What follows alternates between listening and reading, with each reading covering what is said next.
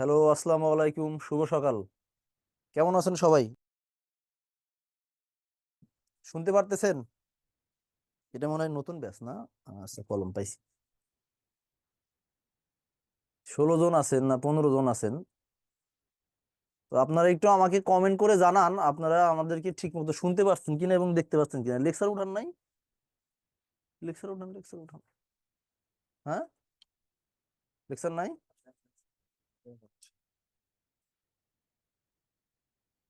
সবাইরে আমি একটু আনমিউট করে দেই, আপনাদের সাথে একটু কথা বলে নেই। হ্যাঁ, যে কোন ব্যাচের পরীক্ষা?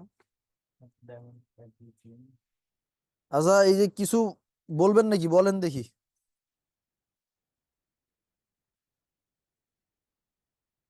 সবাই আনমিউট করার অপশন আছে, আপনারা আনমিউট করে কথা বলতে পারেন। স্যার আসসালামু আলাইকুম। ওয়ালাইকুম আসসালাম। নাম বলে স্যার ভালো একটু আছেন? স্যার সাইড সুমাইয়া দিলে ভালো আক্তার হয়। বলছিলাম। স্যার একটা কোয়েশ্চেন ছিল। বলেন। স্যার আমাদের এপস কবে ঠিক হবে? আমাদের ও, ব্যাচ তো প্রায় মোটামুটি অনেক ক্লাসেই শেষ। পরে কি আমরা রেকর্ড আজকে ক্লাস হলো কদিন থাকবে? আপনাদের এই সকালবেলা তো এটা এই যে ইয়ার ইয়ার পরীক্ষা ক্লাস না, এটা এই যে এই দশম 11 থেকে থেকে 20তম 20তম গ্রেড। গ্রেডে। হ্যাঁ, আচ্ছা, ঠিক আছে। ওকে, তাহলে আপনাদের অ্যাপস ঠিক হবে বলতে খুব দ্রুতই ঠিক হওয়ার কথা।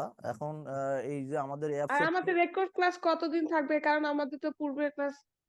অ্যাপসের টিম খুব অ্যাক্টিভলি কাজ করতেছে আমি যতটুকু জানি। এরপরে আর আমি কিছু বলতে পারতেছি না, কারণ এইটা আমার আওতার বাইরে। আমি শুধু এইটা বলতে পারবো যে ওরা খুব কাজ করতেছে, দ্রুত কাজ করতেছে, এটা ঠিক হয়ে যাবে। আচ্ছা, সাগর নামের একজন হাত উঠাইছেন, হাত উঠানোর দরকার নেই, আপনি আনমিউট করে কথা বলেন। স্যার ভালো আছেন স্যার? জি, আলহামদুলিল্লাহ, ভালো আছেন? স্যার আছি স্যার। স্যার আমাদের ক্লাস আজকে আপনি নেবেন স্যার? হ্যাঁ, আমি নিব, কেন সমস্যা?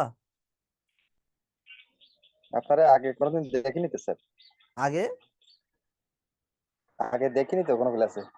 ও আচ্ছা, আগে দেখেন নাই। আচ্ছা, ঠিক আছে, এই যে এখন নতুন করে পরিচয় হলো আপনার সাথে আমার, এটা ভালো না। আচ্ছা, যাই হোক, আজকে যেটা পড়াবো আপনাদের সম্ভবত এটা হচ্ছে এটা এটা কি এইটা কার মধ্যে আছে? General knowledge. জেনারেল নলেজ মানে হলো সাধারণ জ্ঞানের মধ্যে অনেকগুলো পার্ট আছে, আপনারা জানেন। তার মধ্যে হলো এই যে আপনার বাংলাদেশ অ্যাফেয়ার্স, ইন্টারন্যাশনাল অ্যাফেয়ার্স, এই সেই হ্যান ত্যান, এগুলো বিভিন্ন কিছু আছে। তার মধ্যে এই যে 2 থেকে 5-6 নাম্বার পর্যন্ত আসে হচ্ছে বিজ্ঞান এবং আইসিটি থেকে, তাই না? তো এই বিজ্ঞান এবং আইসিটিতে আপনাদের মনে হয় 3টা ক্লাস আছে, ওই 3টা ক্লাসই আমি পড়াবো। আমি কিছুক্ষণ পরে আমার পরিচয় দিব, তারপরে আমি পড়বো। যেহেতু আপনাদের সাথে আমার প্রথম ক্লাস এবং আপনারা আমাকে দেখেন নাই, এটা আমার জন্য খুবই ভালো। কেন ভালো? কারণ হচ্ছে যে আপনারা বুঝতে পারবেন যে আমি আসলে কেমন পড়াইতেছি। দু একবার ক্লাস পড়াইলে হয় কি, স্টুডেন্টরা ফ্যান হয়ে যায়, ফ্যান হইলে আর খারাপ পড়াইলেও ওরা মানে রিয়েল জিনিসটা বলে না, মানে যে আপনি পড়াইতে পারতেছেন না। তো আমার বিষয়টা হচ্ছে, আমি সবসময় এটা বলি যে আমি বিশ্বাস করি যে আসলে অ্যাডাল্ট লার্নিং যেটা, মানে আপনারা তো অ্যাডাল্ট, তাই না? 18 বছর প্লাস সবারই, কেউ তো আর 18 বছরের নিচে নাই, যেহেতু চাকরির পরীক্ষা টরীক্ষা দিবেন। সুতরাং 18 বছরের উপরে মোটামুটি যারা অনার্স মাস্টার্স করে ফেলছেন, এটাকে অ্যাডাল্ট লার্নিং বলে। তো কোনো অ্যাডাল্ট লার্নিং কখনো শিখানো যায় না। এটা হয় কি হয়, এটা হচ্ছে শেয়ার অফ নলেজ। মানে আমি আমার নলেজ শেয়ার করব, আপনারা আপনাদের ওপিনিয়ন শেয়ার করবেন। এই শেয়ার অফ নলেজের মধ্যে যতটুকু অর্জন করা যায়, এর মাধ্যমে একজন টিচারও তার স্টুডেন্টদের কাছ থেকে অনেক কিছু শিখে। এটা আমি সবসময় বলি, আমার যেহেতু প্রথম ক্লাস, এই 2-4 মিনিট আমি একটু এই কথাগুলো বলে নেই, তাহলে আপনারা আমার ভীষণটা ক্লিয়ার হবে। সেটা হচ্ছে কি, শেয়ার অফ নলেজে করলে হয় কি, আপনার আপনার আমার থেকে কিছু জানবেন, আমিও আপনার থেকে কিছু জানবো, আপনারাও অনেক কিছু জানেন, আমার চেয়ে অনেক কিছু বিষয়, অনেক বিষয় ভালো জানেন। তো এইভাবে আমি দেখছি যে আমার টোটাল জ্ঞানের প্রায় 20% থেকে 30% জ্ঞান আমি স্টুডেন্ট পড়াইতে পড়াইতে অর্জন করছি। সো দ্যাট এই ক্ষেত্রে আপনারাও আমার শিক্ষক। আর সোজা কথা যেটা, আমি একটা ড্রেস পরার পরে, আমি ধরেন একটা টাই পরছি, একটা ড্রেস পরছি, বোতাম লাগাইছি কিনা লাগাই নাই, এটা কিন্তু আমার দেখতে হলে আমার আয়না লাগবে, মিরর লাগবে। আমার সামনে মিররের সামনে দাঁড়ায় আমার দেখতে হবে আমি ঠিক আছি কিনা। তো আমি কেমন পড়াইতেছি, আমি ঠিক আছি কিনা, এইটার জন্য কিন্তু আপনারা মিরর। সো দ্যাট মিরর যদি মনে করেন যে ওই উল্টা পাল্টা হয়। মিরর আছে না, এই যে কিছু মিরর আছে না, দেখলে মুখ এরকম বড় লম্বা হয়ে যায়, মানে দাঁত বের হয়ে যায়, ওইরকম মিরর হলে তো সমস্যা। তো আপনারা যদি রাইট ভাবে আমাদেরকে ফিডব্যাক দেন, নট অনলি আমি, প্রত্যেকটা টিচারকে, তারা কিন্তু তাদের প্রবলেম গুলো বুঝতে পারবে এবং তারা আচ্ছা স্যার, সাউন্ডে একটু সমস্যা হচ্ছে। সাউন্ডে তো সমস্যা হওয়ার কথা না, কারণ সাউন্ড তো আমার জি এখানে স্যার, এখন ঠিক আছে। খুব স্পষ্টই শোনা যাচ্ছে, তাই না? হয়তো আপনার নেটে প্রবলেম হতে পারে। আচ্ছা, আরেকজন না হাত স্যার, আমার উঠাইছেন, ওয়াইফাই খুব ঠিক আছে, আরেকজন সমস্যা। হাত উঠাইছেন, আপনি প্রিয় না কি নাম, আপনি আনমিউট করে কথা বলেন, আপনার কথাই লাস্ট কথা, আমি এরপরে পড়াই শুরু করব। আসসালামু আলাইকুম স্যার। জি, ওয়ালাইকুম আসসালাম। এই প্রিয় স্যার কে? আমার ওই জব ওই হয়ে গেছে। সাগর চন্দ্রে ইয়া করে দেন। স্যার আমার গভর্নমেন্ট জব হয়ে গেছে, 18 দিন হলো জয়েন করছি। বুঝলাম আজকে না, ছুটি। আপনার আপনি একটু জোরে কথা বলেন, আপনার কথা শোনা যাচ্ছে না।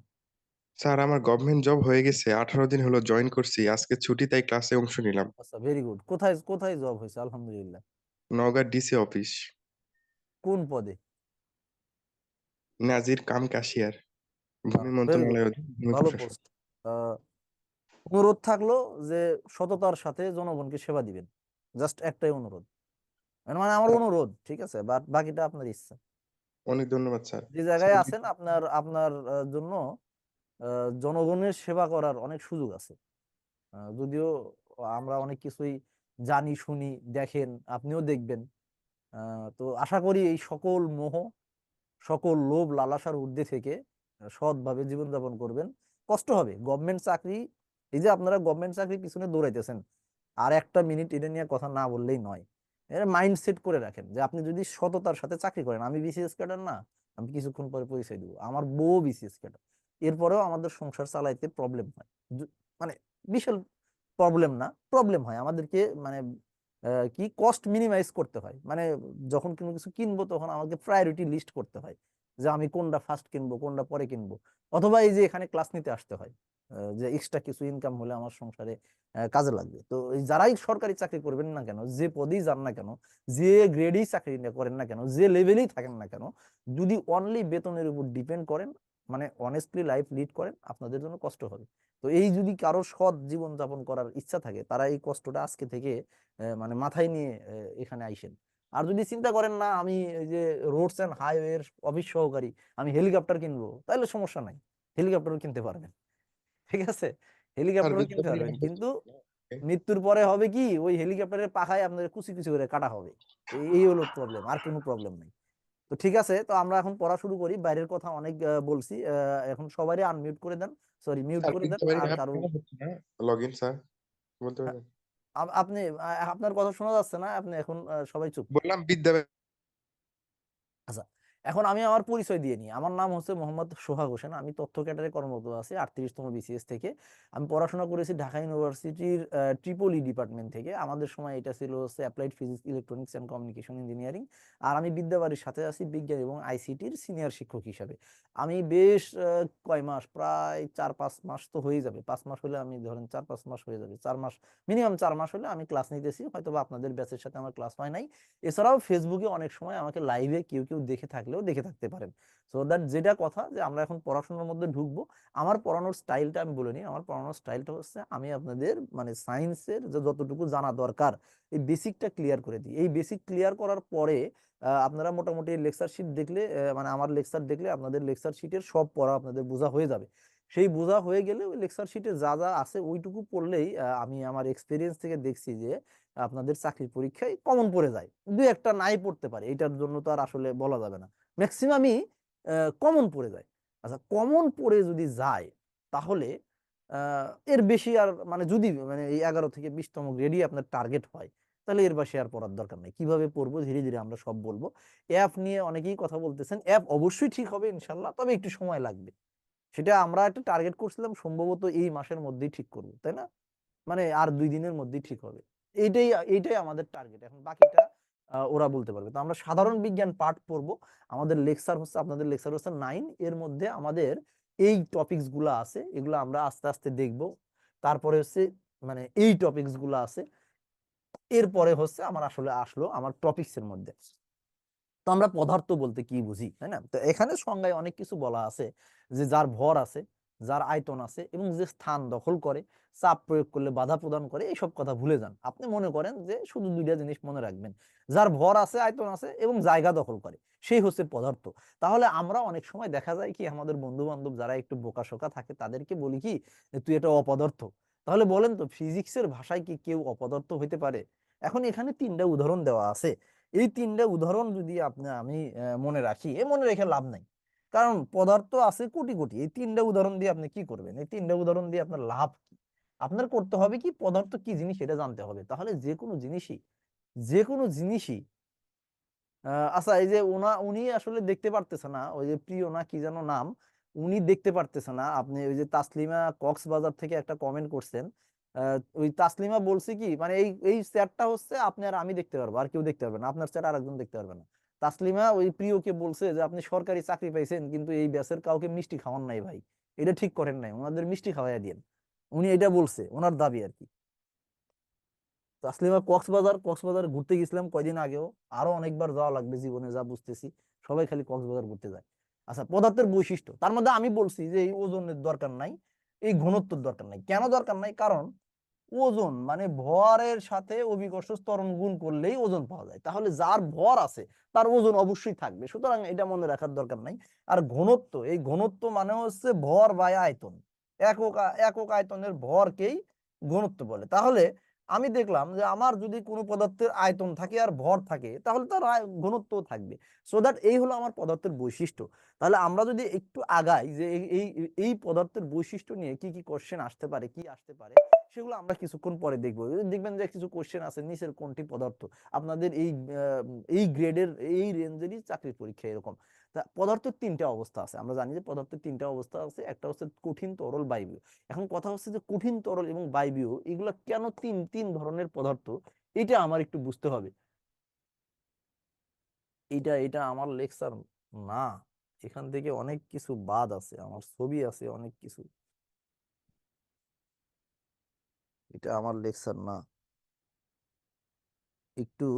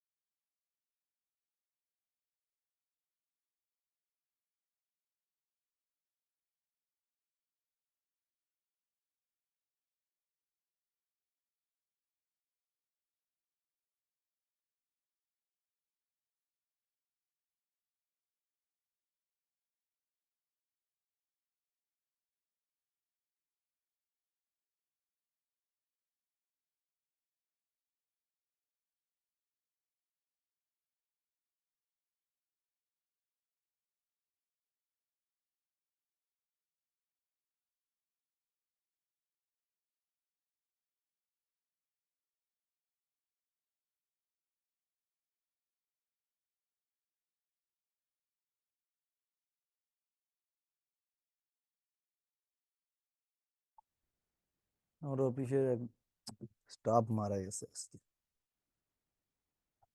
হুম। ইয়ে ফোন করে দেন তো, মাইক্রোফোন দেওয়া আছে। আচ্ছা শোনেন, ওই যে একটু লেকচার শিট ঠিক আমারটা ওপেন করা নাই, তো এই জন্য আবার আপনাদেরকে ইন্টারাপ্ট করলাম, ডিস্টার্ব হলো। আচ্ছা কি, আসসালামু আলাইকুম স্যার, কেমন আছেন? বিদ্যাবাড়ি অ্যাপস কার্যক্রম হইতে সম্পূর্ণ, কিন্তু কতদিন লাগবে? লাইভ ক্লাস করতে পারতেছি না, রেকর্ড ক্লাস দেখতে হয় আমাকে। আচ্ছা হ্যাঁ, রেকর্ড ক্লাস দেখতে হয়, তো আপনারা এগুলা পেয়ে যাবেন, এই যতগুলা ক্লাস রেকর্ড আছে এগুলো ধীরে ধীরে পেয়ে যাবেন। আমরা অলরেডি বলে ফেলছি যে আমরা মোটামুটি বিদ্যাবাড়ি প্ল্যান করছে এই মাসের মধ্যে অ্যাপসটা ঠিক করবে। তো এখন এটা আমি জাস্ট ইনফরমেশনটা আপনাদের দিতে পারি, আসলে রিয়েল ঘটনাটা কি এটা যারা এটা ডেভেলপ করতেছে তারা জানে। তবে আমরা আশা করি এই মাসের মধ্যে এটা ঠিক হয়ে যাবে। এটা নিয়ে এমডি স্যারও খুব টেনশনে আছে, পুরো বিদ্যাবাড়ি টিম এটা নিয়ে খুবই, মানে কি বলবো, দুঃখিত এবং ওয়ারিড, এবং খুব চেষ্টা করতেছে এটা। মানে এখন টেকের জিনিস তো বুঝেনি তো, টেকনোলজির জিনিসগুলা আসলে অনেক সময় অনেক ধরনের অনাকাঙ্ক্ষিত প্রবলেম হয়ে যায়। তো আমার মনে হয় আপনারা একটু ধৈর্য ধরেন, এটা ঠিক হয়ে যাবে ইনশাল্লাহ। ইনশাল্লাহ ঠিক হয়ে যাবে। ততদিনে এদের রেকর্ড ক্লাস দেওয়ার কোনো গ্রুপ ট্রুপ করেন নাই? আচ্ছা, তাহলে হয়তো বা, হ্যাঁ দেখা যাচ্ছে না, আমি একটু লেকচার শিট ইয়া করতেছি, আমার আমার একটা লেকচার শিট উঠাইতেছি। হ্যাঁ হ্যাঁ হ্যাঁ দিছি তো, যাবে না কেন?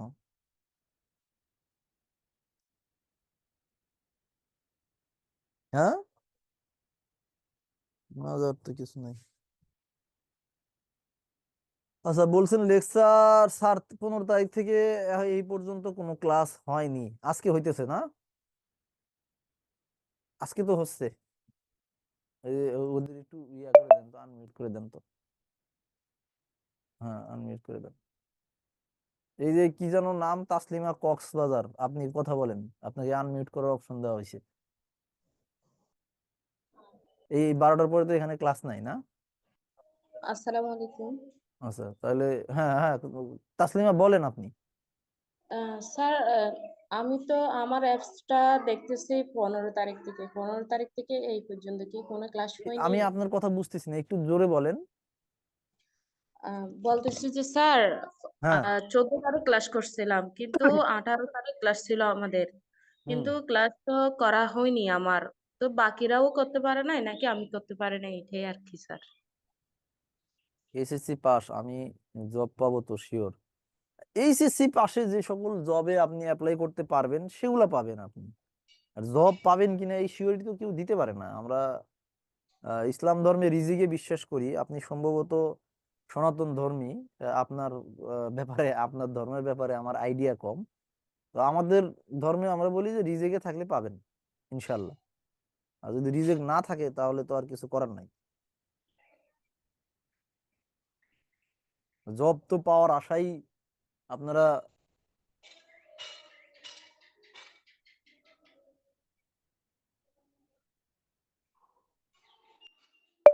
এখানে চাকরি করতে, কোচিং করতেছেন, আর আমরাও এই জন্যই ব্যাচ চালু করছি, যাতে আপনাদেরকে আমরা মানে এই জব পাওয়ার ব্যাপারে হেল্প করতে পারি। তো ঠিক আছে, আমাদের পদার্থের ব্যাপারটা চলে আসছে। এই যে একটা কোশ্চেন আসছে, এইটাই আমি খুঁজতেছিলাম।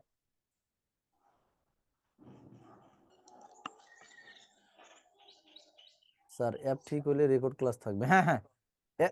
অ্যাপ যদি ঠিক হয়, সব আপনাদের যত ক্লাস হয়েছে সবগুলাই আপনাদের রেকর্ড ক্লাস অ্যাপে ঢুকে যাবে। এই কোশ্চেনের একটু উত্তর দেন আপনারা, নিচের কোনটি পদার্থ? ওই যে আমি যে 3টা বৈশিষ্ট্য পড়াইছি, যে যার কি আছে, যার ভর আছে, যে আয়তন আছে, যে জায়গা দখল করে, তাকে পদার্থ বলে। এইটা একটু উপরে উঠাই দেওয়া যায় না? বাতাস উপর দিয়ে যেন যায়, শরীরে যেন না লাগে।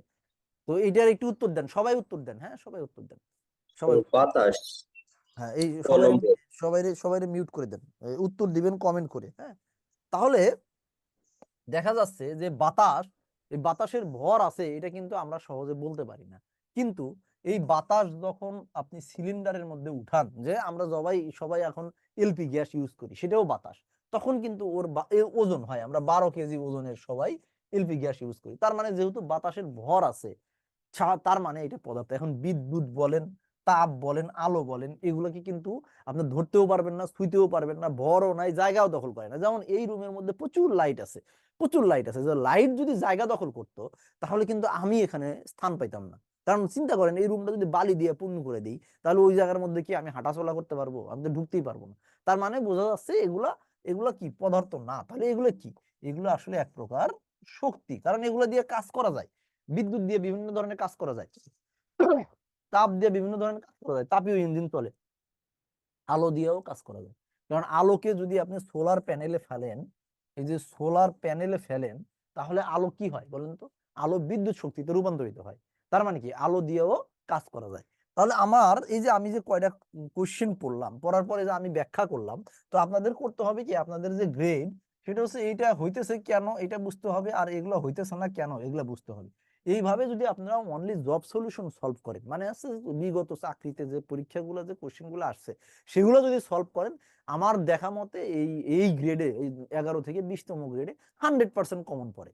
বাট আপনাকে এটা মানে প্রচুর কোশ্চেন, একটা জব সলিউশন অনেক মোটা বই, প্রায় 1000 টাকা দাম, ওর মধ্যে প্রায় 10-12 হাজার কোশ্চেন থাকে। তো 10-12 হাজার কোশ্চেন যদি আপনি সলভ করে ফেলতে পারেন, ধরেন 1 বছর টাইমই লাগলো, যদি আপনি আমার 3 মাস লাগছিল, আপনাদের যদি 1 বছরও লাগে, বা আপনাদের আমার চেয়ে যারা ব্রিলিয়ান্ট আছেন তারা হচ্ছে 2 বছর 2 মাসেও শেষ করতে পারেন, তাইলে দেখবেন কি ওটা শেষ করার পরে যদি ওই মানে আপনি পরীক্ষা দিতে যান, দেখবেন যে আপনার ম্যাথ সহ কমন পড়ে, মানে হুবহুব কমন পড়ে। এমনও হয় যে কোনো কোনো ম্যাথ এতবার আসে যে ওইটার ম্যাথের উত্তর সহ মুখস্থ হয়ে যায় করতে করতে। তো এই ধরনের আমি বলছিলাম যে আপনারা এইভাবে পড়বেন, জব সলিউশন যদি পড়েন তাহলে হবে। আর এটা কেন হলো না এটা একটু বুঝবেন, মানে এটা হলো না কেন, এটা মানে হচ্ছে এর সোজা কথা হচ্ছে ব্যাখ্যা সহ পড়বেন। ব্যাখ্যা সহ পড়লে দেখবেন কি এই কোশ্চেন ঘুরে পেছে কমন পড়ে যায়, আর একটা কমন পড়ে 100% কমন পড়ে বলা চলে। তাহলে এই দেখেন আবার আরেকটা পরীক্ষায়, মানে আরেকটা পরীক্ষায় আসছে একই কোশ্চেন, এই কোশ্চেন থেকে এই কোশ্চেন আসছে, এটা কোনটি পদার্থ আর এটা হলো কোনটি পদার্থ নয়, একই জিনিস। এখন আপনি দেখেন এখান থেকে উত্তর দিতে পারেন কিনা কোনটি পদার্থ নয়। তাহলে ওখানে আমি পড়তেছিলাম যে এইগুলো হলো শক্তি, দেখেন এই তিনটার মধ্যে একটা এখানকার সঠিক উত্তর। তাহলে এইভাবে আমি এটাই বললাম যে এইভাবে কোশ্চেন কমন পড়ে। আবার দেখবেন যে কোনো এক সময় আপনাদের কোশ্চেন একই কোশ্চেন একই টাইপের আসছে, কিন্তু এটা একটু উল্টা পাল্টা দিছে, আর কিছু না। তো এই হলো গেল। এখন পদার্থের বৈশিষ্ট্য নিয়ে আমি আলোচনা করছি। এখন এই যে দেখেন এই যে 3টা পদার্থর একটা মানে জিনিসপত্র দেখেন, দেখেন এই আমার 3টা পদার্থ আছে, একটা হচ্ছে সলিড, একটা হচ্ছে সলিড বা কঠিন পদার্থ। একটু যদি এটা একটু দেখেন তাহলে এখানে একটু দেখতে পারবেন যে এই গোল বলগুলা যেটা দেখতেছেন, এই গোল বলগুলো হচ্ছে পদার্থের অণু, পদার্থের অণু। তাহলে এই যে এখানে পদার্থের অণুগুলা যে দেখতেছেন আপনারা, এই পদার্থের অণুগুলা কি অবস্থায় আছে এটা যদি দেখেন তাহলে আপনি বুঝতে পারবেন যে 3টা পদার্থ 3টা রূপ কেন, এটা কঠিন, এটা তরল, এটা গ্যাস। তাহলে এই কঠিন পদার্থের মধ্যে দেখা যাচ্ছে যে অণুগুলা খুব সন্নিকটে এবং কাছাকাছি অবস্থান করতেছে। তো অণুগুলা যদি সন্নিকটে এবং কাছাকাছি অবস্থান করে, কেন করে বলেন তো? এই যে মানুষ মানুষ যারা কাছাকাছি থাকে, একটা ফ্যামিলির মধ্যে মানুষ যারা তারাই তো কাছাকাছি থাকে।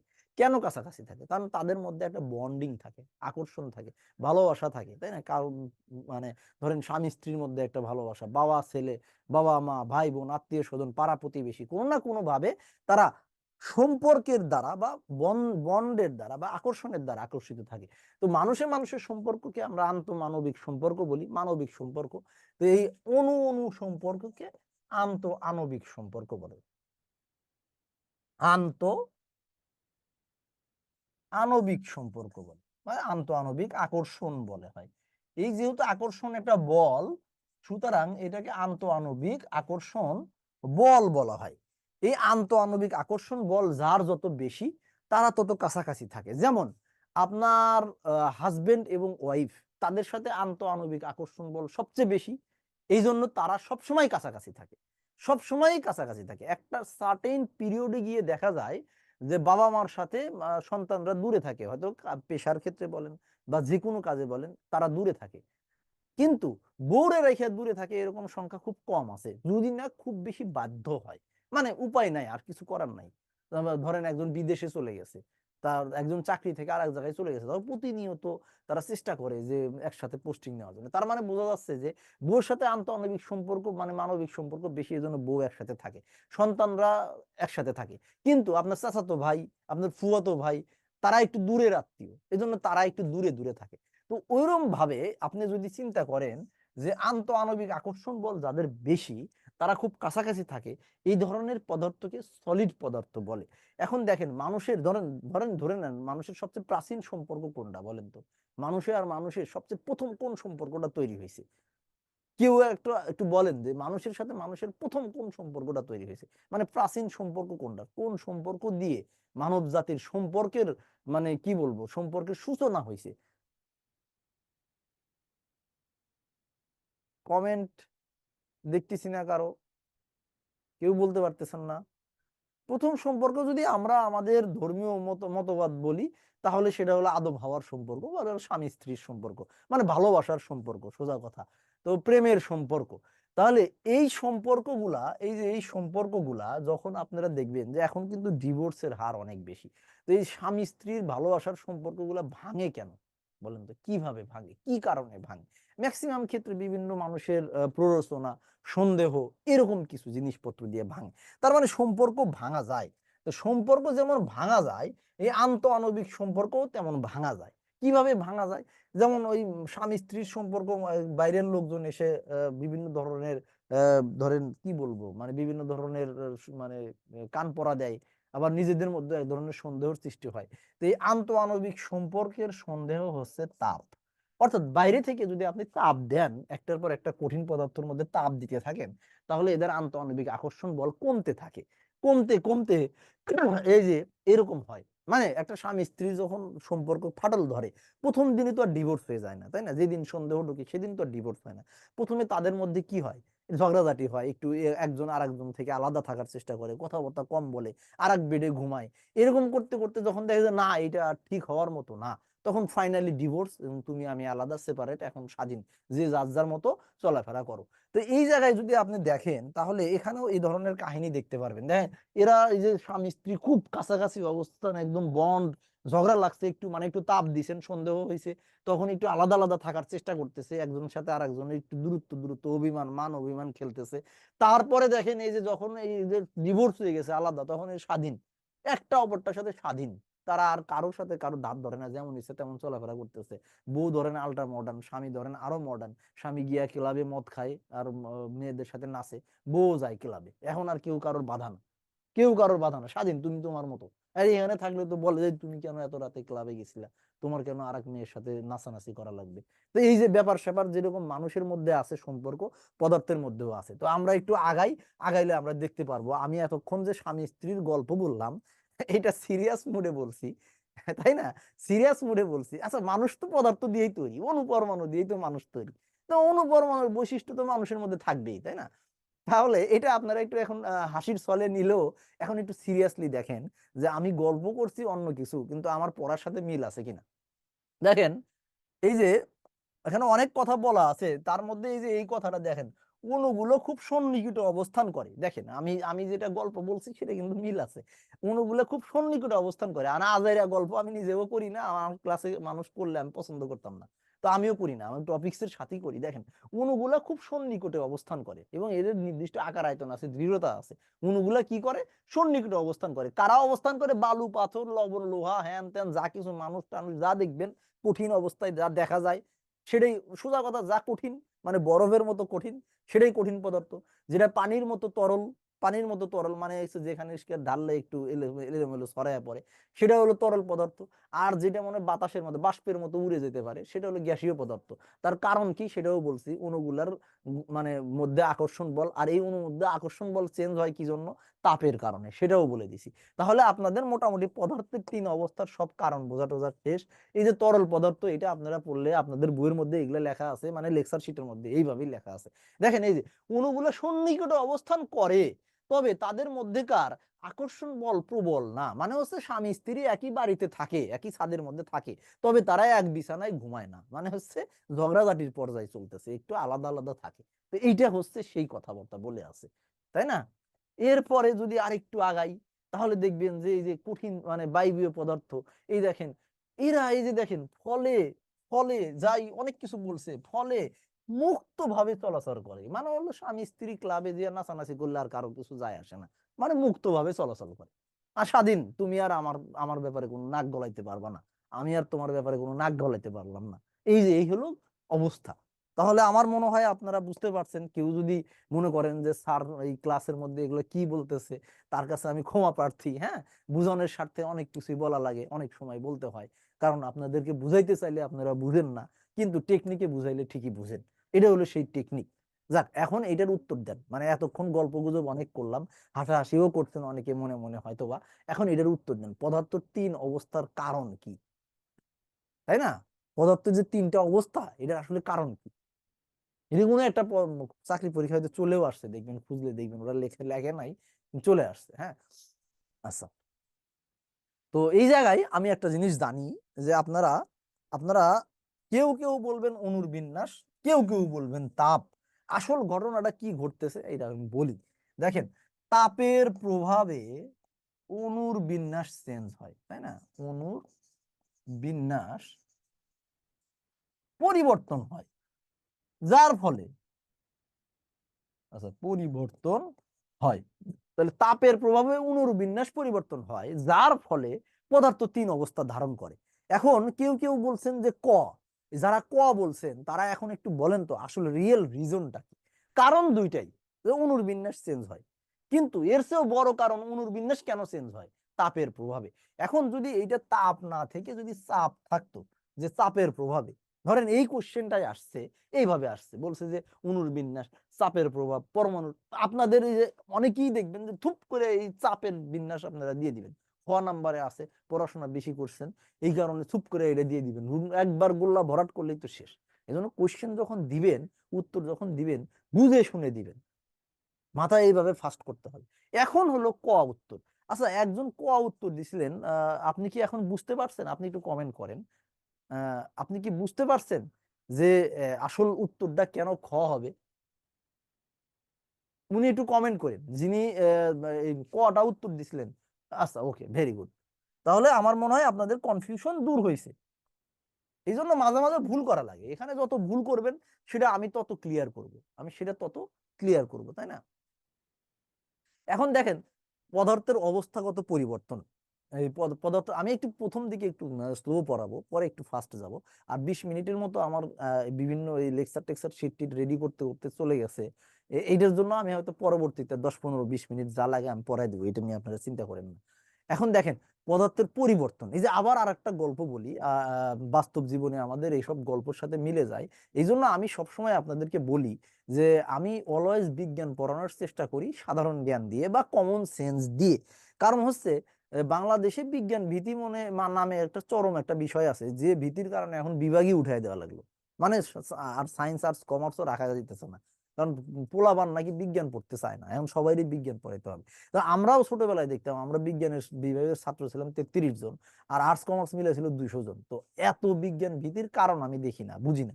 আমার কাছে কেমন যেন মনে হয়েছে বড় হওয়ার পরে, যে আসলে আমাদের কারিকুলাম, আসলে আমাদের টিচার, আসলে আমাদের পরিবেশ আমাদেরকে বিজ্ঞান পড়াইতে পারে নাই, যার ফলে আমরা এত ব্যাপক হারে বিজ্ঞান ভীতি হয়েছে। না হলে তো 100 হওয়ার কথা ছিল অ্যাটলিস্ট, যে 100 বিজ্ঞান পড়বে চয়েস, 100 জনের বিজ্ঞান পড়বে চয়েসে, ভয়ে না। আর 100 জনের বিজ্ঞান ভালো লাগে না, মানে ভয়ে না কিন্তু ভালো লাগে না, তাই অন্য ডিপার্টমেন্ট পড়বে। ডিপার্টমেন্ট অন্যটা পড়ার দোষ না, কিন্তু ভয়ে না পড়াটার দোষ। তো আমার কাছে এটা কেমন মনে হয় যে হয়তো বা আমরা যদি বিজ্ঞানটা ওইভাবে আকর্ষণীয় ভাবে আমাদের বাচ্চা কাচ্চাদের বুঝাইতে পারতাম, তাহলে তারা আর এই ভয়টা থাকতো না। এখন আমি একটা গল্পে আসি, সাউন্ড আসে যায়, আমার ওয়াইফাই নেট সার্ভিস ভালো। আচ্ছা, আপনার ওয়াইফাই নেট সার্ভিস ভালো না, এটা ভালো একটা ওয়াইফাই নেন। এখন যেটা বলতেছিলাম, তাহলে আর একটা ঘটনা শুনেন। ধরেন আপনারা দুই বন্ধু ছোটবেলায় একসাথে প্রাইমারিতে পড়ছেন, স্কুলে পড়ছেন, কাদার মধ্যে গড়াগড়ি করে মাছ ধরছেন, হাডুডু খেলছেন, ফুটবল খেলছেন, ক্রিকেট খেলছেন, একই জায়গায় ঠিক ছিলেন।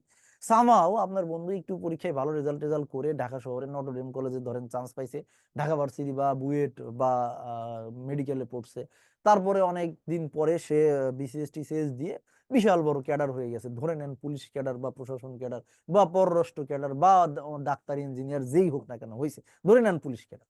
তো পুলিশ ক্যাডার হওয়ার পরে এখন কোনো একদিন সে গ্রামে গেছে, আপনি তারে বললেন যে বন্ধু কি অবস্থা, তুই কেমন আছিস? তোরে যে আমি একটু ফোন দিলাম, তুই আমার ফোনটা ধরলি না, ব্যাকও করলি না, কি বড় হয়ে কি আমাদের ভুলে গেছিস নাকি? তো বন্ধু তখন সাথে সাথে আপনারে বললো যে সরি বন্ধু, আমার ভুল হয়ে গেছে, আমি আসলে কি বলবো, তুই তো জানোস পুলিশের চাকরি করি, সারা দিন বহুত ব্যস্ত থাকি, তোর ফোনটা আসলে ব্যাক করা হয় নাই, আমি সরি, বুকে জড়ায় নিয়ে বললো যে বন্ধু আমি ভুলি নাই, আমি আসলে একটু ব্যস্ত আছি। তাহলে দেখেন আপনার বন্ধু কিন্তু পরিবর্তন হয়েছে, মানে চেঞ্জ হয়েছে, সে পরিবর্তন হয়েছে, কিন্তু আপনি একটু তাকে টোকা দিছেন, সে আবার আগের অবস্থায় ফিরে আসছে, মানে একদম আপনি ছোটবেলায় যে কোলাঘাটি ধরে ধরে আপনারা যে খেলাধুলা করছেন সেই বন্ধু হয়ে গেছে।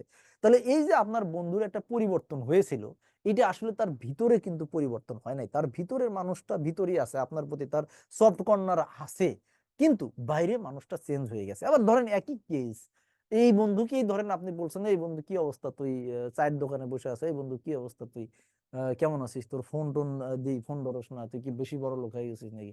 বন্ধু বললো তোরে কিন্তু এক চর দিয়ে দাঁত দেবো ফালাইয়া, তুই তোর এত বড় সাহস, তুই আমারে তুই বলে ডাকস, তুই কেটারে? তুই জানোস আমি কত বড় অফিসার, তোরে এখন আমি পুলিশ ডেকে জেলখানায় তুলে দিতে পারি। এখন এই বন্ধুরে আপনি যতই বুঝান না কেন যে আমি তোর সেই ছোটবেলার বন্ধু, আমি তোর সাথে এই করছি সেই করছি, ন্যাংটা গালে দুইজনের প্যান্ট ছিঁড়ে ন্যাংটা হয়ে দৌড়াইছি, এগুলোও যদি বুঝান, ওরে বুঝাইতে পারবেন না, ও আপনারে ওই বেশি কথা বললে পুলিশই ডেকে নিয়ে আসবে।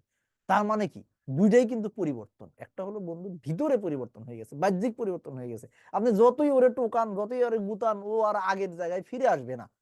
তো এই রাসায়নিক পরিবর্তন যদি আমি বলি, এখানে যদি আপনারা পড়েন এই ধরনের জিনিসই পড়বেন।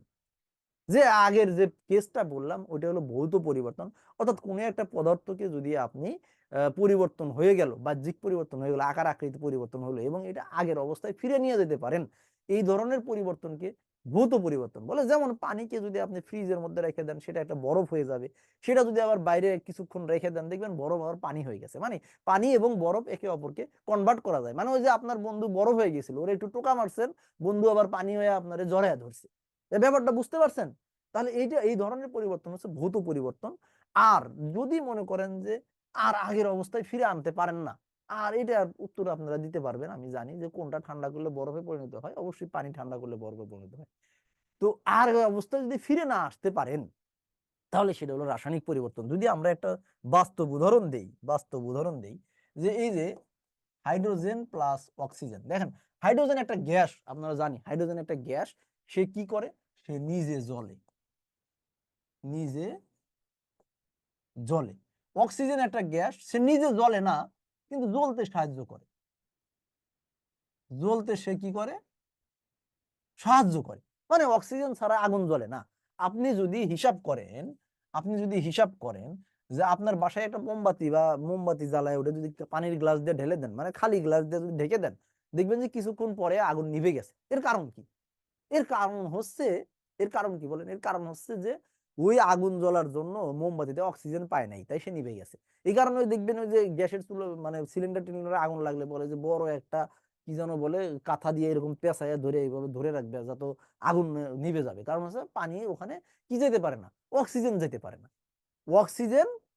পারে না। ভ্যাট তো আবার চাল হয়ে যায়।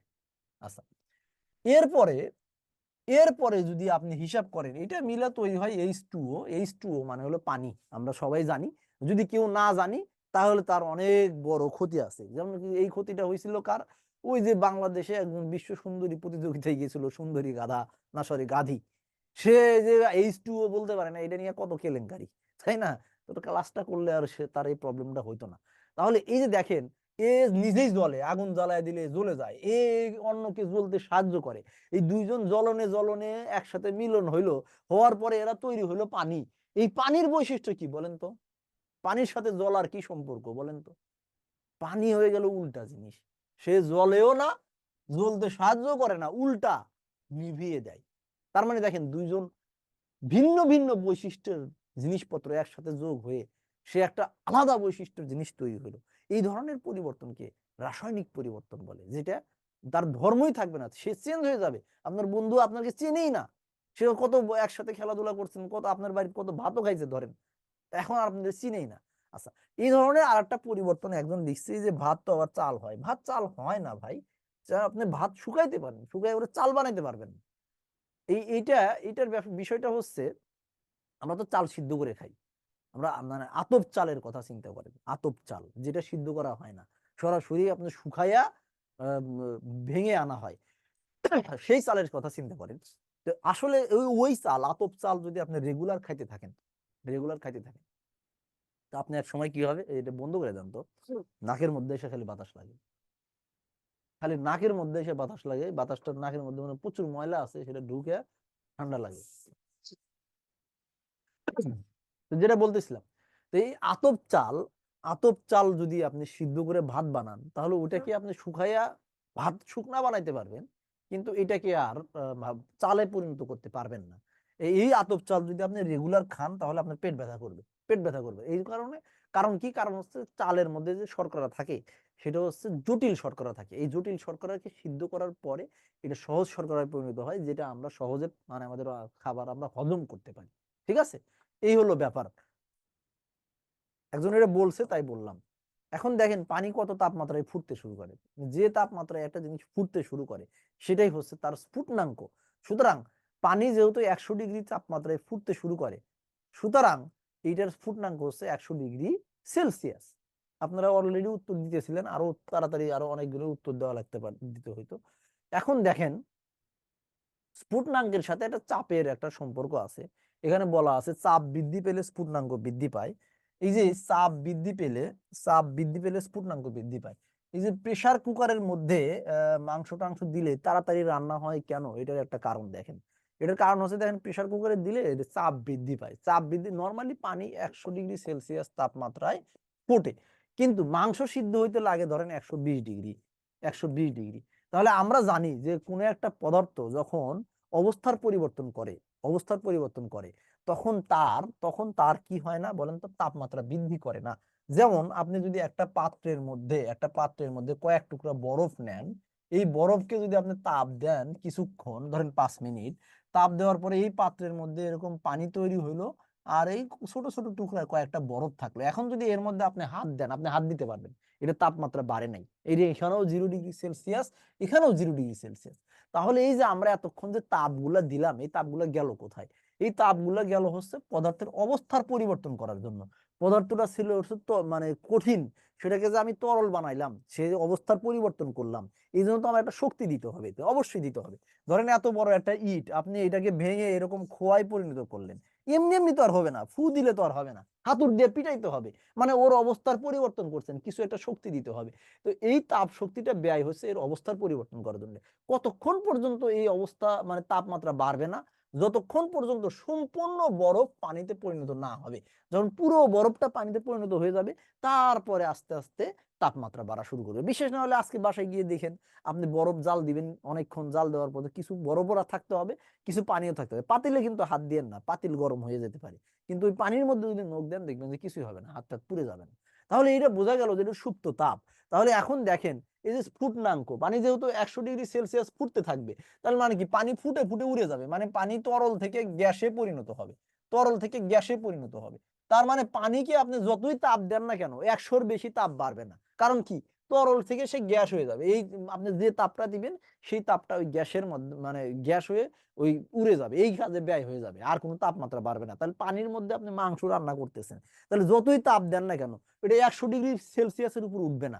এই কারণে মাংস অনেকক্ষণ জাল দেওয়া লাগে, 100°তে গরম হইতে হইতে হইতে হইতে মাংস একসময় সিদ্ধ হয়। কিন্তু প্রেসার কুকারে দিলে হইতেছে কি, প্রেসার কুকারে দিলে চাপ বৃদ্ধি পাইতেছে, চাপ বৃদ্ধি পাইলে পানির স্ফুটনাঙ্ক বৃদ্ধি পায়, তখন পানি 100°তে না ফুটে 120-এ ফোটা শুরু করে। এই 120-এ যখন ফোটা শুরু করছে, আপনার মাংসটা তাড়াতাড়ি সিদ্ধ হয়ে গেছে। এই হচ্ছে স্ফুটনাঙ্কের উপর চাপের প্রভাব। আর এই হলো সুপ্ত তাপ, যে তাপটা পদার্থের তাপমাত্রা বৃদ্ধি না করে, যেখানে লেখা আছে তাপমাত্রা বৃদ্ধি না করে শুধুমাত্র অবস্থার পরিবর্তন করে, ওই তাপটুকু হচ্ছে সুপ্ত তাপ বলে। পদার্থ সম্পর্কে গুরুত্বপূর্ণ কিছু বৈশিষ্ট্য দিছে। কোনো একটা পদার্থকে রাসায়নিকভাবে বিশ্লেষণ করলে, অর্থাৎ এই যে আপনি যদি এই যে কিছুক্ষণ আগে যেটা দেখলাম H2O, এটাকে যদি আপনি রাসায়নিকভাবে বিশ্লেষণ করেন, তাহলে এখানে অক্সিজেন পাবেন আর হাইড্রোজেন পাবেন, তাই না? কিন্তু আপনি যদি এই যে নাইট্রোজেন গ্যাসকে রাসায়নিকভাবে বিশ্লেষণ করেন, তাহলে আরেকটা নাইট্রোজেন পাবেন, মানে এর মধ্যে খালি নাইট্রোজেনই পাবেন। তাহলে এই যে একটা পদার্থ বিশ্লেষণ করলে দুইটা জিনিস পাওয়া যায়, আলাদা আলাদা জিনিস পাওয়া যায়, এটাকে যৌগিক পদার্থ বলে। আর যদি একই পদার্থ পাওয়া যায় সেটাকে মৌলিক পদার্থ বলে। প্রকৃতিতে মৌলিক পদার্থের সংখ্যা হলো 118টা, তার মধ্যে কতগুলা আহ প্রকৃতিতে না এ পর্যন্ত আবিষ্কৃত, প্রকৃতিতে পাওয়া যায় হচ্ছে কতগুলা জান আমি ভুলে গেছি, আপনাদের বইয়ের মধ্যে আছে। তাহলে এই যে যৌগিক পদার্থের সংজ্ঞাও দেওয়া আছে, মৌলিক পদার্থের সংজ্ঞাও দেওয়া আছে। যৌগিক পদার্থ দুই ধরনের, একটা হলো জৈব যৌগ, অজৈব যৌগ। এত কিছু লাগবে না, জৈব যৌগ আমি বলে রাখি। জৈব যৌগ মানে জীবের দেহ যে যৌগ দিয়ে গঠিত, অর্থাৎ আপনার আমার, তারপরে গাছপালা, তারপরে হচ্ছে জীব। জীব মানে কি, উদ্ভিদ আর প্রাণী যেগুলো দিয়ে গঠিত সেগুলো জৈব যৌগ। আর যেগুলা আমরা সার ব্যবহার করি, লোহা তামা, এগুলো হচ্ছে অজৈব যৌগ। আচ্ছা, এরপর হচ্ছে মিশ্রণ। আচ্ছা, এখন পর্যন্ত আমি যতটুকু পড়াইছি এইটুকু আপনারা বুঝতে পারছেন? কোনো জায়গায় কি কারো কোশ্চেন আছে একটু বলেন তো?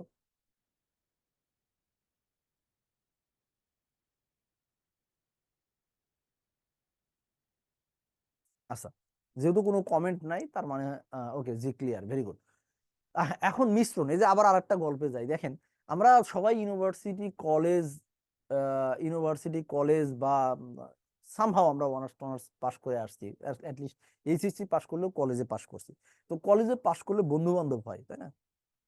সেই বন্ধু বান্ধবের একটা গ্যাংও হয়, মানে এটা গ্রুপে গ্রুপে গ্রুপে গ্রুপে আলাদা আলাদা বন্ধু বান্ধব হয়। তো এখন ধরেন কিছু কিছু লোক আছে যে দুইজন দুইজন বন্ধু বন্ধু একটু বেশি ভাব ভালোবাসা থাকে। তো এরকম যদি অনেক সময় দেখা যায় কি একটা ছেলে আর একটা মেয়ের সাথে যদি খুব ভালো সম্পর্ক থাকে, আমরা বাইরে থেকে দেখে বুঝে ফেলি যে এরা মনে হয় গার্লফ্রেন্ড বয়ফ্রেন্ড, এরকম আমাদের মনে হয়। আসলে ওরা মেশেও একসাথে, খায় একসাথে, ঘুরে একসাথে, সবকিছু একসাথেই পড়াশোনা করে, আমাদের মনে হয় যে এরা আসলে বয়ফ্রেন্ড গার্লফ্রেন্ড। আসলে ভিতরে ভিতরে ওই মানে ওই ছেলে এবং ওই মেয়ে ওরা জানে, ওরা বলে যে we are just friend, we are just friend, পড়াশোনার কারণে আমরা একসাথে, পড়াশোনা শেষ আমাদের এই সব বন্ধুত্ব শেষ, বা এরকম কিছু থাকে। দেখা যায় কি 5 বছর পরে দেখা যায় যে ওই ছেলেটা আর একজন মেয়েকে বিয়ে করে ফেলছে বা বাচ্চা কাচ্চা হয়ে গেছে, ওই মেয়েটা আর একজনের সাথে ঘর সংসার করতেছে, তিল দ্বারা ভালো বন্ধু। এরকম ঘটনা সমাজে ঘটে। এটা জাস্ট, এটা নট, আমি এটা স্ট্যান্ডার্ড বলতেছি না, জাস্ট পড়ার জন্য এক্সাম্পল। তাহলে দেখেন ওরা এমন ভাবে মিশতেছে যে বাইরে থেকে দেখলে মনে হইতেছে যে ওরা আসলে প্রেমিক প্রেমিকা। এই ধরনের মেশাকে সমসত্ব মিশ্রণ বলে। মানে বাইরে থেকে আপনি বুঝতে পারবেন না যে ওদের মধ্যে আসলে কি চলতেছে। আর যদি মনে করেন যে এরকম হয় যে দুইটা বন্ধু একসাথে মিশে ঘুরে ফিরে কলেজে একসাথে ক্লাস করে, কিন্তু বিকেল বেলা আপনারা দেখেন যে ওই ছেলে গিয়ে আর একটা, ওই ধরেন যে আপনি পড়েন হচ্ছে ইতিহাস ডিপার্টমেন্টে, ছেলে গিয়ে দেখবেন যে একটা ওই মিউজিক ডিপার্টমেন্টের এক মেয়ের সাথে রমনার বটমূলে বসে বসে প্রেম করে, মেয়েও যায় আর একজন ধরেন যে ইঞ্জিনিয়ারের সাথে বা ডাক্তারের সাথে প্রেম করে, তখন কিন্তু আপনারা সবাই জানেন যে ওরা জাস্ট বন্ধু, ওরা একসাথে বন্ধু হইলো, মানে বাইরে থেকে দেখলেই বোঝা যায় যে ওরা বন্ধু। তো এরকম মিশ্রণকে অসমসত্ব মিশ্রণ বলে। তো মিশ্রণের জগতেও এরকম উদাহরণ আছে, মিশ্রণের জগতেও এরকম উদাহরণ আছে। যে উদাহরণটা কি দেখেন, আপনি যদি এই যে পানির মধ্যে 1 চামচ যদি আপনি, এই যে 1 চামচ যদি আপনি বালি দেন, স্যান্ড, বালি, বালু, এই বালু দিয়ে যদি আপনি সারা দিন ঘোটাঘুটি করেন, বলেন তো এই বালুর মিশ্রণটা যদি কাউকে দেখান, সে বুঝতে পারবে না যে এটা বালুর মিশ্রণ। ধরেন আপনার বাসায় ওই যে নতুন বিয়ের সময় জামাইদেরকে একটু অপমান অপদস্থ বা বুদ্ধির পরীক্ষা করার জন্য করে না, চিনি আর লবণের মরিচের এগুলোর জুস টুস দেন।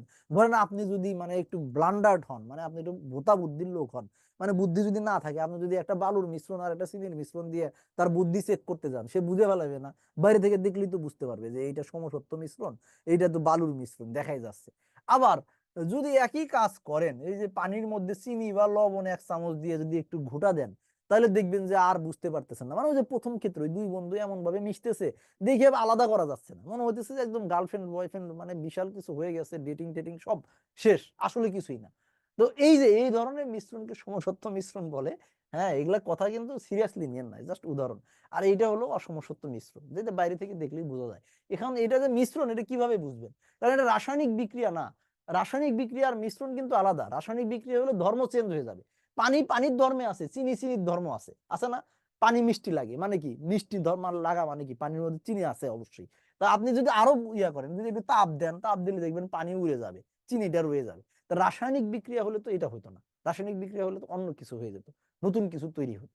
তা বোঝা যাচ্ছে মিশ্রণ কি জিনিস। এই জন্য বলছে দুই বা ততোধিক পদার্থ বিভিন্ন অনুপাতে যদি তারা একসাথে মিশে পাশাপাশি বজায় মানে থাকে, কিন্তু নিজ নিজ ধর্ম বজায় রাখে, এই ধরনের জিনিসকে বলা হয় মিশ্রণ।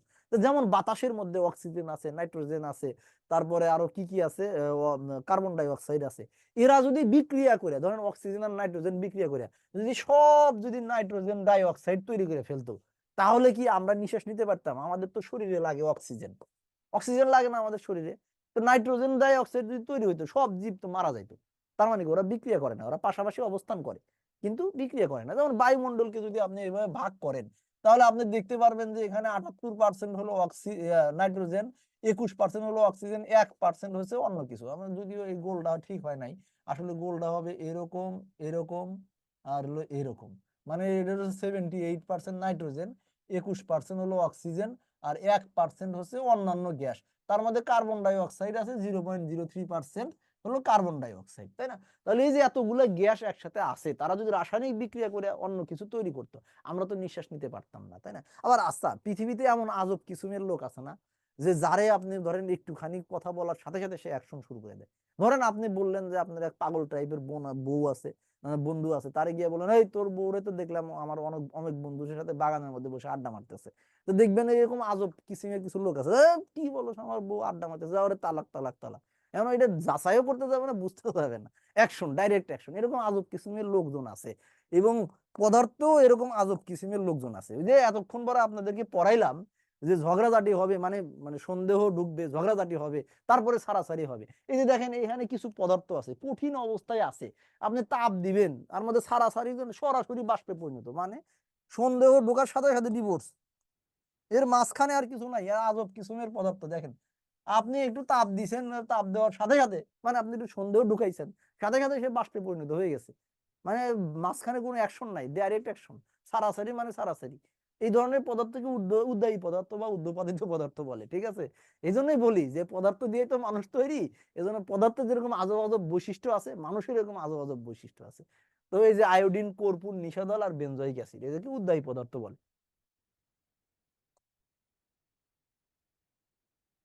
আচ্ছা, এই যে দেখেন এখানে অনেক কিছু বলা আছে, এগুলো একটু আপনারা পড়বেন, পড়লে বুঝতে পারবেন। আমি যতক্ষণ পড়াইছি এর মধ্যেই আছে। বায়ু একটা মিশ্রণ পদার্থ, অলরেডি পড়া শেষ। আচ্ছা, ধাতু, ধাতু নামের মানে যে পদার্থগুলো আছে সেগুলোকে কয়েকটা ভাগে ভাগ করা যায়। আচ্ছা প্রিয়, আপনাকে ধন্যবাদ, হ্যাঁ চমৎকার ক্লাস বলছেন, থ্যাংক ইউ। প্রশংসা করলে ইন্সপাইরেশন হয়, তাই না? আর সমালোচনা করলে মানুষের আত্ম উন্নয়ন হয়। মানে আমাদের মানে বড় একটা প্রবলেম হচ্ছে কি, আমরা সমালোচনা সহ্য করতে পারি না, এটা খুব মানে বাজে একটা অভ্যাস। আবার আমাদের আরেকটা প্রবলেম আছে কি, আমরা ভালো জিনিসকে প্রশংসা করতে পারি না, মানে সবসময় খুঁত খুঁজে বেড়াই। তো এটা করবেন না, ভালোকে ভালো, খারাপকে খারাপ, সুন্দর ভদ্রভাবে বলবেন। এই জন্য নট অনলি প্রশংসা, প্রশংসায় আপনি আমার ভাষায় দিবেন, তাহলে আমার হবে কি, আমি আমার ভুল বুঝতে পারবো না, আমি মনে করবো আই এম পারফেক্ট, আমার কোনো মানে আমার আত্ম উন্নয়ন হবে না। এই জন্য বলতেছি প্রশংসা করলে কি হয়, ইন্সপাইরেশন হয়, তাই না? আর সমালোচনা করলে আত্ম উন্নয়ন হয়, দুইটারই দরকার আছে।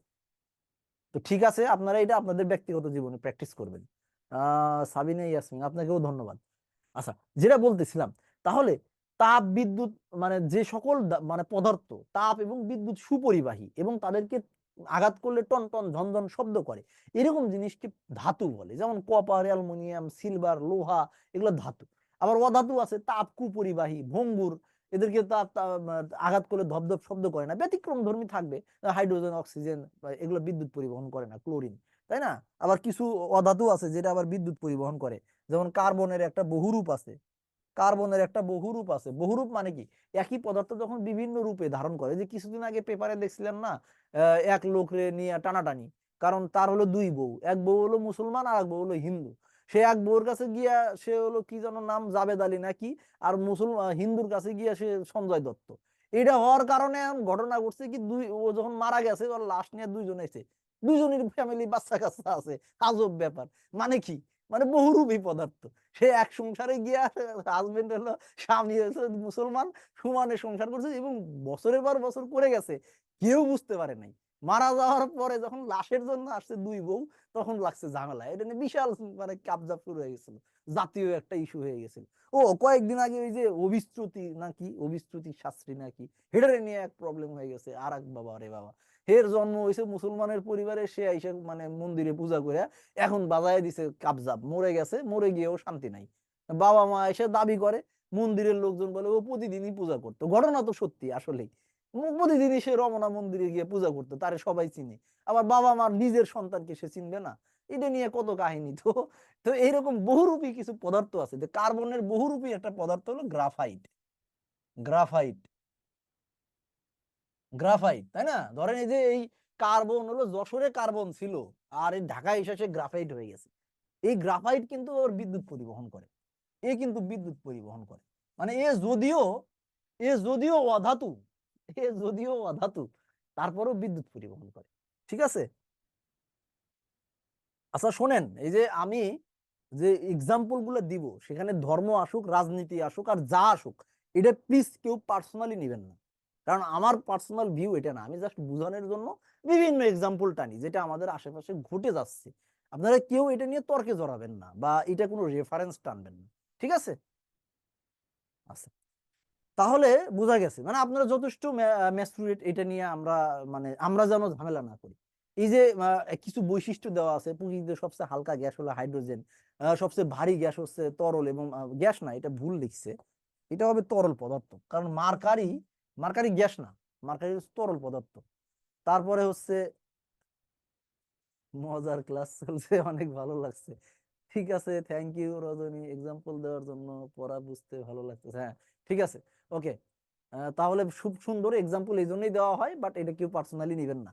কারো পার্সোনাল মানে যদি আঘাতও লাগে, মনে করবেন এটা জাস্ট আমি এক্সাম্পল দিছি, কাউকে আঘাত করা আমার উদ্দেশ্য না। সাগর, আমি একটু ক্লাসের মানে ফ্লোর মধ্যে আছি, আমি এখন কথা বললে ফ্লোটা নষ্ট হয়ে যাবে, আমরা পরে কথা বলি, হ্যাঁ? আচ্ছা ঠিক আছে। প্রকৃতিতে সবচেয়ে কঠিন পদার্থ হচ্ছে হীরক, তাই না? ওই যে দেখেন পানির সবচেয়ে বেশি ঘনত্ব হলো 4°C তাপমাত্রায়। এগুলো জাস্ট তথ্য দিয়ে রাখা আছে, এটা আপনাদের লেকচার শিটের মধ্যে এরকম প্রচুর তথ্য আছে। আমি আশা করি এগুলো পড়লে এই যে আপনাদের যে 4টা 5টা আসে, তো 2টা থেকে 4টা, এর বেশি আসে না, এগুলো হয়ে যাবে। এটা নিয়ে এত পড়াশোনা মানে এই মানে বিজ্ঞানের পার্টটা নিয়ে এত সিরিয়াস হওয়ার দরকার নাই। জাস্ট একটু ভালো লাগার জন্য পড়েন, জানলে লস নাই। আমি আমার লাইফে দেখছি, আমি যেটা ক্লাস 8-এ শিখছি, আমার মনে হচ্ছে এটা শিখে আমার লাভ হলো কি, এটা তো আমার কাজে লাগবে না, সেটা আমার চাকরি জীবনে এসে কাজে লাগতেছে। তার মানে আপনি যদি কোনো কিছু শেখেন, কোনো না কোনো দিন আপনার কাজে লাগবে। এই তো। আর একটা ভালো যদি মানে ক্লাসে যদি একটা মজা পাওয়া যায়, তাহলে একটু পড়াশোনার স্পৃহাও বাড়ে। এই স্পৃহা আপনি অন্য জায়গায় ব্যয় করেন, কারণ 25 নাম্বার বাংলা, 25 নাম্বার ইংরেজি, তারপরে 25 নাম্বার ম্যাথ, তারপরে সাধারণ জ্ঞানের আরো পার্ট আছে, ওগুলোতে বেশি বেশি টাইম দিবেন। এটাতে একটু কম টাইম দিবেন, তবে বাদ দিবেন না, কারণ 1-2 নাম্বারও কম না, 1-2 নাম্বারও কম না। অনেক সময় 1 নাম্বারের জন্য আপনার চাকরি মিস হয়ে যেতে পারে। আপনার একজন প্রতিদ্বন্দ্বী হয়তো দেখলেন যে বিজ্ঞান পাঠে সে একটু কম প্রতিযোগিতা মানে গুরুত্ব দিয়ে 2টা নাম্বার কম পাইছে, আপনি একটু ক্লাস করে আমাদের ক্লাস করে 2টা নাম্বার বেশি পাইছেন, আপনার চাকরিটা হয়ে গেল। আচ্ছা, এইবার উত্তর দেন, হ্যাঁ উত্তর দেন। আমার এই যে পড়ার মধ্যে এই প্রচুর কোশ্চেন থাকবে, এই কোশ্চেন গুলো হচ্ছে আপনাদের মানে কি লেফট রাইট, তাই না, মানে বাম ডাইন, এগুলো হচ্ছে আপনাদের মাথাকে একটু অন্যদিকে মানে ঘুরায় দিবে। মানে পড়তে পড়তে যখন বোরিং হয়ে যাবেন, কোশ্চেন আসলে তখন একটু চাঙ্গা লাগবে, এই উত্তর যখন পারবেন আরো ভালো লাগবে, এই পারে গেছি আমি। স্যার প্রথম আপনার ক্লাস করি, থ্যাংক ইউ সাবিনা ইয়াসমিন। হ্যাঁ, তাই এটা এটা উত্তর দেওয়ার কোনো মানে উল্টা পাল্টা করার কিছু নাই। আরিফা আক্তার না কে যেন, এটা কনফিউশন হওয়ার কিছু নাই।